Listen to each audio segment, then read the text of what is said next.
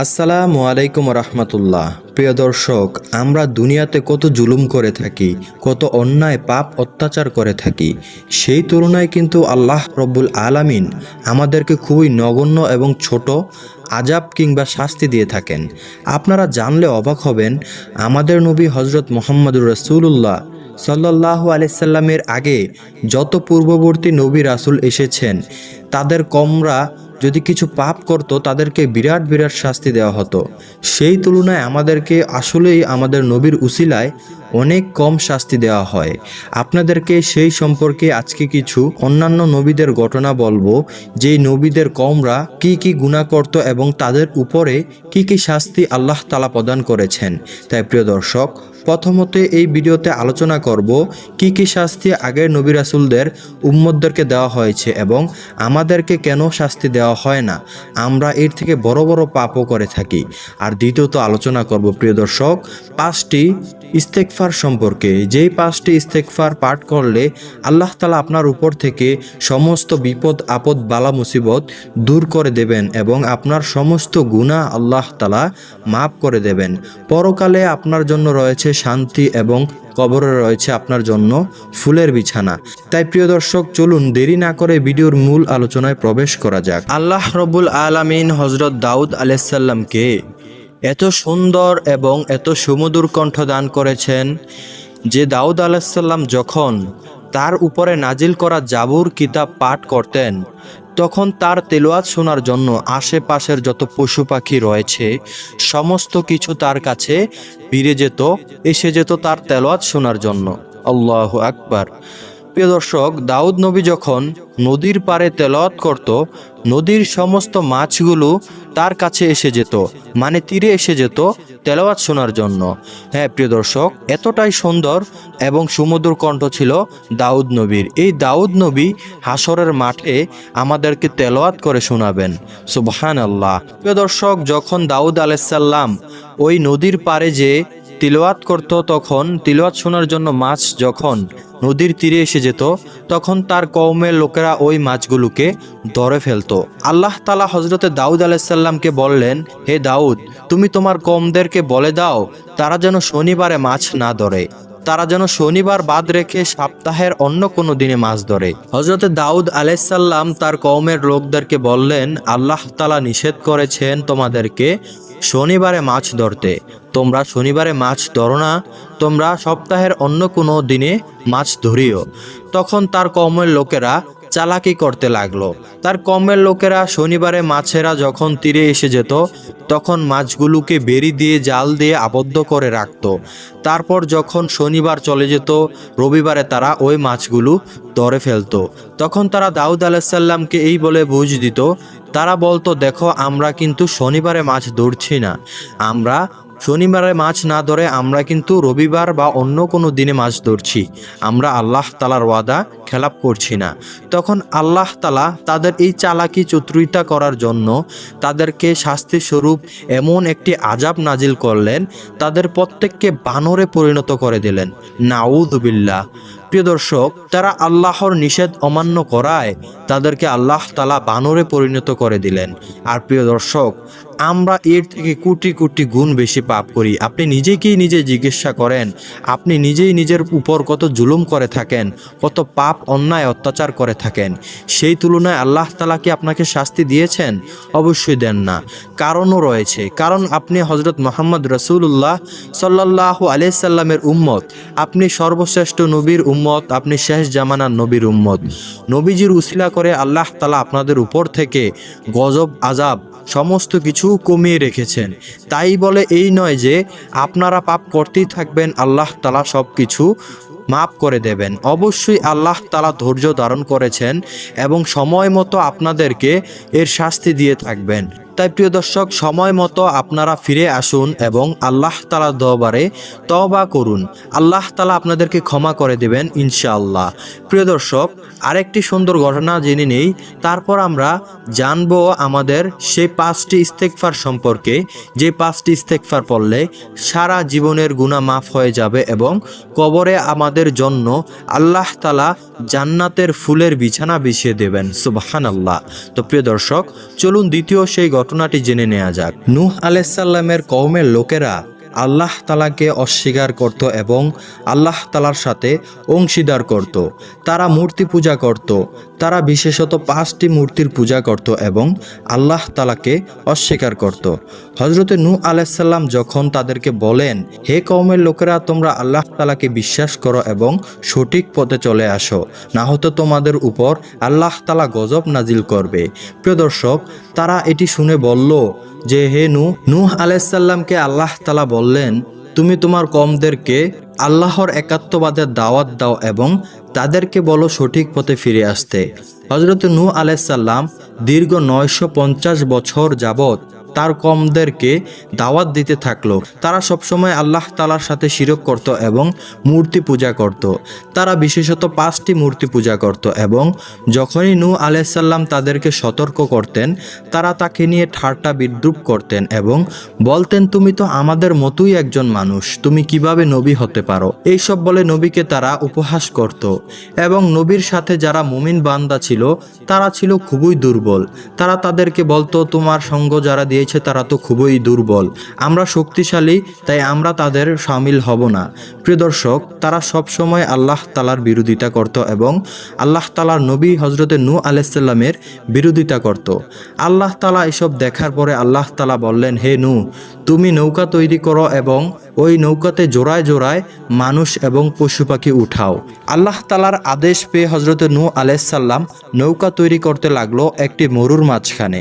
প্রিয় দর্শক, তার কওমের লোকেরা যখন দেখলো হজরত নূহ আলাইহিসসালাম মরুর মাঝখানে নৌকা তৈরি করছেন, তখন তারা এইসব দেখে হাসাহাসি করতে লাগলো এবং নবীকে নিয়ে উপহাস করতে লাগলো। বলতে লাগলো, হে নূহ, তুমি তো এই বালুর মাঝখানে নৌকা তৈরি করছো, এই নৌকা ভাসাবে কোথায়, চালাবে কোথায়? আশেপাশে তো কোনো পানিও দেখতে পাচ্ছি না এবং কোনো সমুদ্র নদীও নেই, তুমি কোথায় এই নৌকা ভাসাবে? অবশ্যই মনে হয় তুমি পাগল। হযরত নূহ আলাইহিসসালামের বিশ্বাস একমাত্র আল্লাহ তালার উপর ছিল। হযরত নূহ আলাইহিসসালাম আল্লাহ তালার উপর বিশ্বাস রেখেই নৌকা তৈরি করতে লাগলেন। প্রিয় দর্শক, যখন সময় আসলো তখন নূহ আলাইহিসসালাম তার কওমের লোকদেরকে বলল, হে কওমের লোকেরা, তোমরা শোনো, এখনও সময় আছে, তোমরা আল্লাহ তালাকে মেনে নাও, আল্লাহ তালার একাত্মবাদকে মেনে নাও এবং আমার সাথে এই নৌকায় উঠে এসো, কেননা আল্লাহ তালা গজব নাজিল করবেন এবং মহাপ্লাবন সৃষ্টি করবেন, যার কারণে তোমরা মারা যাবে। তখন তার লোকেরা তাকে নিয়ে আরও উপহাস করতে লাগলো। প্রিয় দর্শক, সময় মতো আল্লাহ তালা যখন ভারী বৃষ্টিপাত দিতে লাগলেন এবং বন্যার সৃষ্টি করলেন, তখন নূহ আলাইহিসসালাম দলে দলে তার মুমিন বান্দাদেরকে নিয়ে নৌকায় উঠে গেলেন এবং জোড়ায় জোড়ায় পশু পাখি নিয়ে উঠলেন আল্লাহ তালার নির্দেশে। নূহ আলাইহিসসালামের 4 জন সন্তান ছিলেন। 4 জন সন্তান থেকে কেনান নামে একজন সন্তান অস্বীকৃতি জানালেন আল্লাহ তালাকে, সে অস্বীকার করলেন। সে বলল, আমি নৌকায় উঠব না। নূহ নবী বললেন, হে আমার সন্তান, আল্লাহ তালাকে স্বীকার করো এবং আমার সাথে নৌকায় উঠে এসো, তুমি জালিমদের অন্তর্ভুক্ত হইও না। তখন তার ছেলে বলল, হে বাবা, আমি তোমার সাথে নৌকায় উঠব না, আমি একটি উঁচু পাহাড়ে উঠব, সেখানে পানি পৌঁছাতে পারবে না। এই কথা বলার সাথে সাথে একটি ঢেউ এসে তাদের মাঝখানে আলাদা করে দিল এবং তার ছেলেকে পানিতে ডুবে দিল। প্রিয় দর্শক, একজন নবীর ছেলেকে দেখেন আল্লাহ তাআলা কি শাস্তি দিয়েছেন, আমাদের কি উপায় হবে হিসাব করেন। প্রিয় দর্শক, তখন আল্লাহ তাআলা এমন প্লাবন সৃষ্টি করলেন, নূহ নবীর সমস্ত কওমকে আল্লাহ তাআলা পানিতে ধ্বংস করে দিলেন, যারা মুমিন রয়েছেন এবং একমাত্র নূহ আলাইহিসসালামের সাথে যারা নৌকায় প্রবেশ করেছিলেন তাদের ছাড়া। প্রিয় দর্শক, প্লাবনের পরপর যখন পানি কমে গেল, তখন তারা আবার জমিনে বিচরণ করতে লাগলো, আর ওই যে জোড়ায় জোড়ায় পশু পাখি নিয়েছিল সেখান থেকে আবার বংশবৃদ্ধি হতে লাগলো। প্রিয় দর্শক, একবার চিন্তা করে দেখুন, আমরা কত পাপ করে থাকি, আমাদের নবীর উম্মত যারা রয়েছে তারা কত মূর্তি পূজা করে, তারা কত নাফরমানি করে। অনেকেই মুসলিম রয়েছে, শিরকি করে থাকি। আমাদের দেশে তো অনেক নাস্তিক বের হয়েছে যারা মুসলমান গড়েও জন্মগ্রহণ করেও আল্লাহ তাআলার বিরোধিতা করে, নবীকে অপমানমূলক কথাবার্তা বলে। প্রিয় দর্শক, আমাদের কি উপায় হবে? দেখুন, আমরা নবীর উম্মত হওয়ার কারণে আল্লাহ তাআলা আমাদেরকে শাস্তি বেশি একটা দেন না, কিন্তু তাই বলে এই নয় আমরা দিনের পর দিন অন্যায় অত্যাচার করে যাব এবং আল্লাহ তাআলা এই সমস্ত কিছু আমাদেরকে ক্ষমা করে দিবেন। অবশ্যই আল্লাহ তাআলা আমাদেরকে মাফ করে দেওয়ার জন্য এবং আমাদেরকে হেদায়েত লাভের জন্য ধৈর্য ধারণ করাচ্ছেন। অবশ্যই সময় মতো আল্লাহ তাআলা আমাদেরকেও শাস্তি দিতে পারেন, তাই শাস্তি দেওয়ার আগে প্রিয় দর্শক চলুন আমরা শুধরে যাই। হযরত মুহাম্মদ সাল্লাল্লাহু আলাইহি সাল্লামের দেখানো পথে এখনো সময় আছে, আমরা সবাই চলি। তাই প্রিয় দর্শক এই ছিল ভয়াবহ সেই ঘটনাগুলো, যে ঘটনাগুলো থেকে আমরা জানতে পারি আগের নবী রাসূলদের কওমদেরকে আল্লাহ তাআলা কিভাবে শাস্তি দিয়েছেন। তাছাড়া প্রিয় দর্শক মুসা আলাইহিস সালামের কওমদেরকেও আল্লাহ তাআলা শাস্তি দিয়েছেন এবং কওমে লূতদেরকেও আল্লাহ তাআলা অনেক কঠিন আযাব দিয়েছেন। প্রিয় দর্শক সেই তুলনায় আল্লাহ তাআলা আমাদেরকে অনেক রেহাই দান করেন।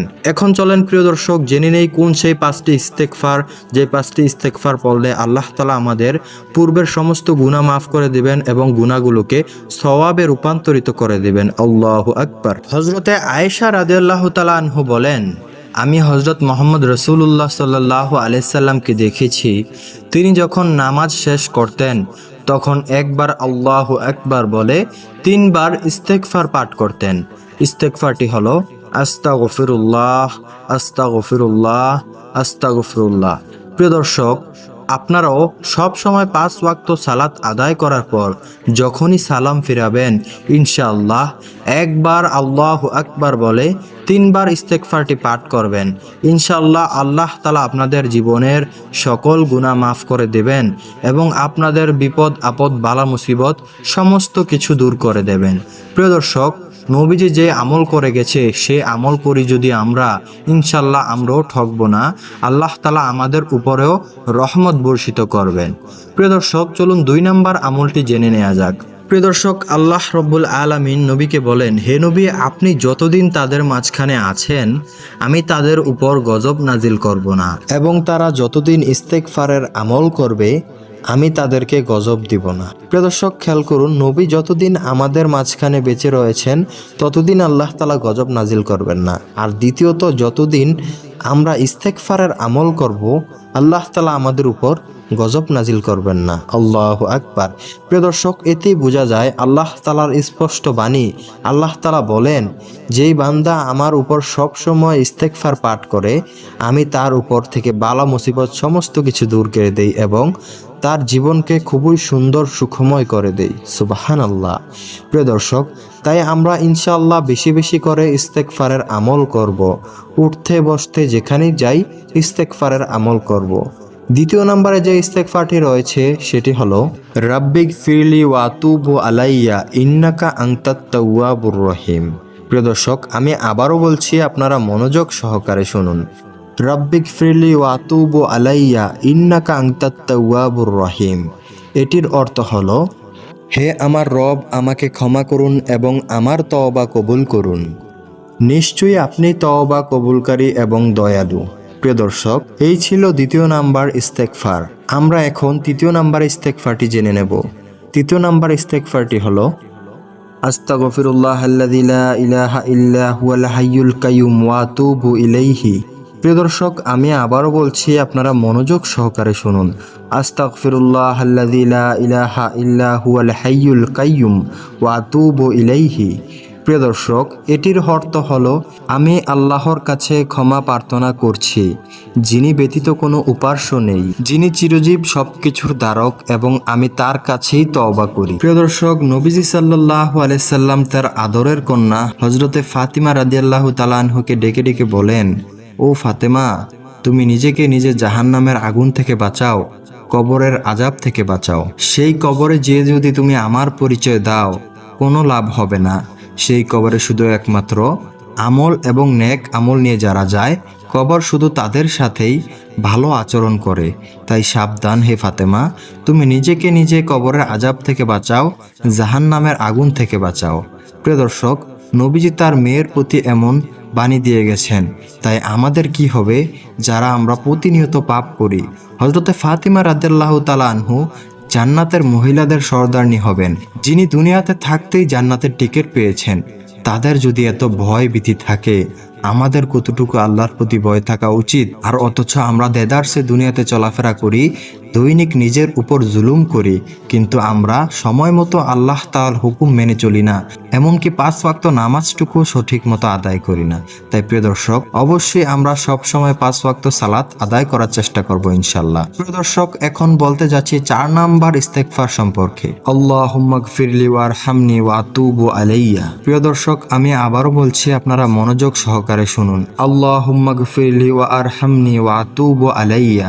এটির অর্থ হলো, হে আল্লাহ, আমাকে ক্ষমা করে দিন, আমার প্রতি রহম করুন এবং আমার তওবা কবুল করুন। সুবহানাল্লাহ। প্রিয় দর্শক, আপনারা যদি 5 ওয়াক্ত নামাজের পরে এই ইস্তেগফারগুলো পাঠ করেন, ইনশাআল্লাহ আল্লাহ তাআলা আপনাদেরকে ক্ষমা করে দিবেন এবং সুন্দর এবং শান্তিময় একটি জীবন দান করবেন। প্রিয় দর্শক, 5 নাম্বার এবং সর্বশেষ নাম্বারে যেই ইস্তেগফারটি বলতে যাচ্ছি সেটি হলো সর্বশ্রেষ্ঠ ইস্তেগফার। হ্যাঁ প্রিয় দর্শক, সমস্ত আলেম এবং মুহাদ্দিসগণ বলে গেছেন এটি হচ্ছে ক্ষমা চাওয়ার সর্বশ্রেষ্ঠ ইস্তেগফার। তাই প্রিয় দর্শক, কোন সেই ইস্তেগফার চলুন জেনে নেই। ইস্তেগফারের নামটি হলো সাইয়্যিদুল ইস্তেগফার। নবী করিম সাল্লাল্লাহু আলাইহি ওয়াসাল্লাম বলেন, এই ইস্তেগফারটি যে সন্ধ্যাবেলা পাঠ করবে, সকাল হওয়ার আগে সে যদি মারা যায়, সে সরাসরি জান্নাতে চলে যাবে। এবং যেই ব্যক্তি সকালবেলা পাঠ করবে, সন্ধ্যা হওয়ার আগে যদি সে মারা যায়, সে জান্নাতে প্রবেশ করবে। সুবহানাল্লাহ। প্রিয় দর্শক, এই ইস্তেগফারটি এমন একটি ইস্তেগফার, যে ইস্তেগফার যদি আপনি দৈনিক 2 বার পাঠ করেন, সকালে একবার, সন্ধ্যায় একবার, আপনি দিনের যে কোনো সময় মারা গেলে আল্লাহ তাআলা আপনাকে সরাসরি জান্নাত নসিব করবেন। সুবহানাল্লাহ। তাই প্রিয় দর্শক, এই ইস্তেগফারটি আমরা সব সময় ইনশাআল্লাহ পাঠ করব। তাহলে প্রিয় দর্শক, চলুন জেনে নেই এই ইস্তেগফারটি। আল্লাহুম্মা আনতা রাব্বি লা ইলাহা ইল্লা আনতা খলাকতানি ওয়া আনা আবদুকা ওয়া আনা আলা আহদিকা ওয়া ওয়াদিকা মাস্তাতাতু আউযু বিকা মিন শাররি মা সানাত আবু লাকা বিনিমাতিকা আলাইয়া ওয়া আবু বিযামবি ফাগফিরলি ফা ইন্নাহু লা ইয়াগফিরুয যুনুবা ইল্লা আনতা। প্রিয় দর্শক, আমি আবারও ভালো করে বলছি, আপনারা ভালো করে শুনুন। আল্লাহুম্মা আনতা রাব্বি লা ইলাহা ইল্লা আনতা খলাকতানি ওয়া আনা আবদুকা ওয়া আনা আলা আহদিকা ওয়া ওয়াদিকা মাস্তাতাতু আউযু বিকা মিন শাররি মা সানাতু আবু লাকা বিনিমাতিকা আলাইয়া ওয়া আবু বিযামবি ফাগফিরলি ফা ইন্নাহু লা ইয়াগফিরুয যুনুবা ইল্লা আনতা। তো প্রিয় দর্শক, এই ছিল আজকের মতো ভিডিও। এই রকম ভিডিও পেতে চাইলে আমাদের চ্যানেলটি সাবস্ক্রাইব করে আমাদের পাশে থাকুন। আল্লাহ হাফেজ।